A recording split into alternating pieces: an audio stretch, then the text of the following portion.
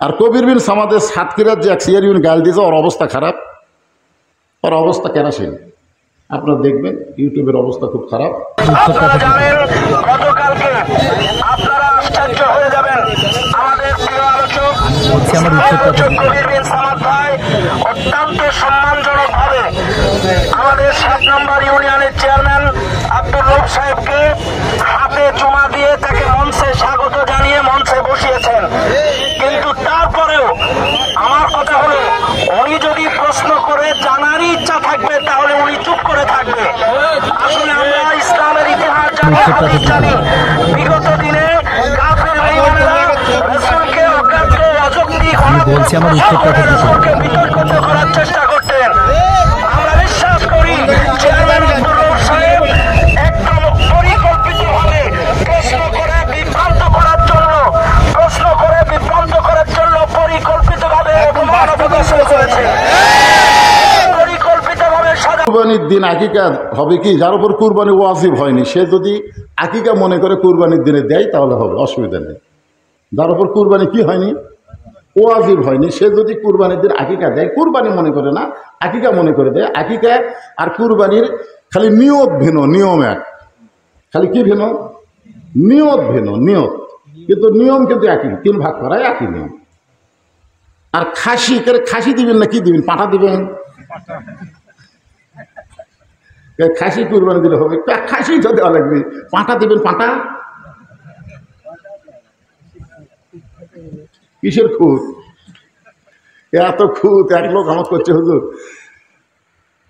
এই যে কুরবানির এক শিং, গরুর এক শিং খাটো 100 লম্বা, এটা কুরবানি হবে?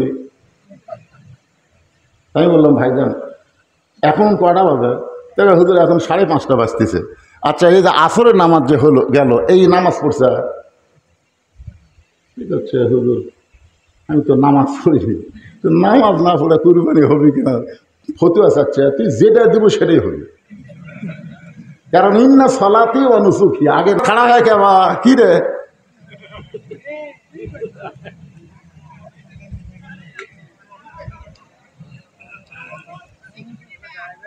কি মন খারাপ করতেছেন? আমি প্রশ্নগুলো আগে শোনেন। এখানে একটা প্রশ্ন করছে, শিল্পী কবির বিন সামাদের মাহফিলে বাধা দিল সাতক্ষীরার চেয়ারম্যান। এদিকে তারেক মনোয়ার বলেছে শিল্পী কবির সামাদকে মাহফিল করতে নিষেধ করেছে। না, তারেক মনোয়ার নিষেধ করেনি। তারেক মনোয়ার বলেছে আপনারা তাফসির মাহফিলে শিল্পীদেরকে দাওয়াত কেন দেন, এই শিল্পীদের আলাদা একটা মাঠ আছে, আলাদা একটা মঞ্চ আছে, এই কথা বলেছেন, এটা নিষেধ করেনি। এখন একটা প্রশ্ন যদি আমি আপনাদের করি যে জন্মসূত্রে মুসলমান হওয়ার মধ্যে লাভ কি, আর উত্তর কি আপনারা দিবার পারবেন? এখানে বসার সাথে সাথে আমাদের 3টা প্রশ্ন দিছে, 3টে। আমি এই প্রশ্নের উপর কথা বলবো একটু পরে।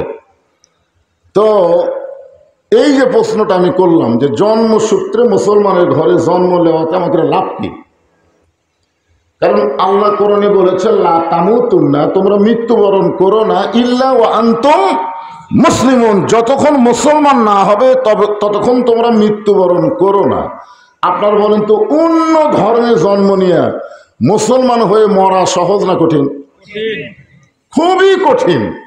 যার প্রমাণ হলো নবীর চাচা আবু তালেব, যিনি নবীকে লালন পালন করেছেন দীর্ঘ সময়। মৃত্যুর বিছানায় যখন আবু তালেব, আল্লাহ নবী বললেন চাচা মরেই যখন যাচ্ছেন তাহলে একটা বার খালি বলেন লা ইলাহা ইল্লাল্লাহ মুহাম্মদ রাসূলুল্লাহ, আমি আপনার হাত ধরে জান্নাতে পৌঁছে দেব, আমি আপনার হাত ধরবো জান্নাতে ঢুকাই দেব। চাচা উত্তরে বললেন মরেই যখন যাচ্ছি বাপদাদার ধর্ম ছাড়বো না। কি বুঝলেন? এখান থেকে বোঝা গেল যে যে ধর্মের মধ্যে জন্ম নেয় মনে করে তার ধর্মটাই আসল। আসলে বলেন তো ধর্মের মালিককে? তো মালিক যেটা বলেছেন আসল সেটাই তো আসল, আর সে আসলের মধ্যে আমাদের জন্ম।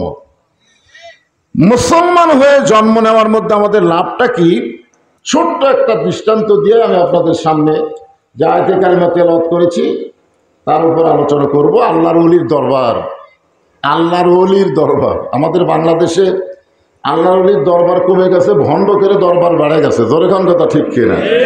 এই জন্যে আমরা ঘিও বুঝি না, আসলে বুঝি না, ভেজালও বুঝি না। মানে সারা জীবন ভেজাল দেয়া ঘি বিক্রি করে, সারা জীবন ভেজাল দিয়ে কি বিক্রি করে, ঢাকার গুলিস্তানে ঘি বিক্রি করে, মানুষ সমানে কিনে আর খায়। তো একদিন বউ বলছে, তোমার তো বয়স হয়ে গেল, যে কোনো সময় মৃত্যু হবে, আর ভেজাল বেছো না, এবার আসল বেছো। তো মরার ভয়ে বেচারাটা আর ভেজাল ঘি নিয়ে যায়নি, আসল ঘি নিয়ে গেছে। তো পূর্বের মতোই মানুষ সব কিনে নিয়ে চলে গেছে।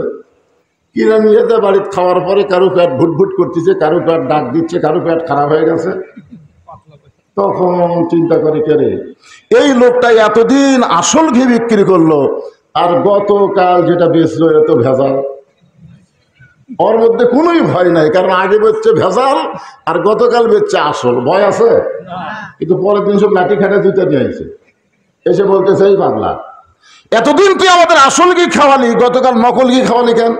যেটা খাওয়ার সাথে সাথে আমাদের পেট খারাপ। কেউ চড় মারে, কেউ লাত্তি মারে, ওখানে সমানে হাসে। সবাই বলে, হাসিস কেন? বলে, হাসার কারণ হলো ভেজাল খাইতে খাইতে তোমাদের পেটের যন্ত্রপাতিও ভেজাল হয়ে গেছে, এখন আর আসল চলতেছে না। তোর এখন কথা ঠিক কিনা? আসল আল্লাহ আমাদের ভেজালের অত্যাচারে কেউ আর আসলটাও আর খুঁজতেছে না, এখন আসলের কাছে গেলেও ভাল লাগে না। তো ব্যাপারটা হলো আল্লাহর ওলির দরবার, এদিকে খেয়াল করে আমি আপনাদের সামনে এলমে লাদুন্নি বুঝলেন, দূরদর্শিতার এলেম কিছু কথা আপনাদের সামনে বলবো ইনশাআল্লাহ, যদি আল্লাহ আমাকে তৌফিক দেয়। হ্যাঁ, যারা এসেছেন অল্প মানুষ হলেও কোনো টেনশন নেই, কারণ এই বৈশাখ মাসে যে আল্লাহ মাহফিল করবার দিচ্ছে, এটাই তো রহমত। কথা ঠিক নেই। গতকালও আমি আপনাদের পাবনায় মাহফিল করছি ঈশ্বর দিতে, গত রাত্রে। তো আমি যখন নাটের দিকে আসি, সিংড়া পার হয়ে সেই বৃষ্টি, কিন্তু আপনাদের পাবনার দিকে বৃষ্টি নাই। যাই হোক, মাহফিলটা কোনো মতে হয়েছে। আজকে তো মাশাআল্লাহ মনে করেছিলাম যে আকাশ তো খুব ভালো আছে, আর আমার পাবনার মাহফিলে লোক বেশি হয়, তো লোক বেশি হওয়ার দরকার নেই। অল্প মানুষে যদি খাঁটি শ্রোতা, দানি শ্রোতা হয়, আলহামদুলিল্লাহ। দৃষ্টান্তটা দিয়ে আগে শোনেন।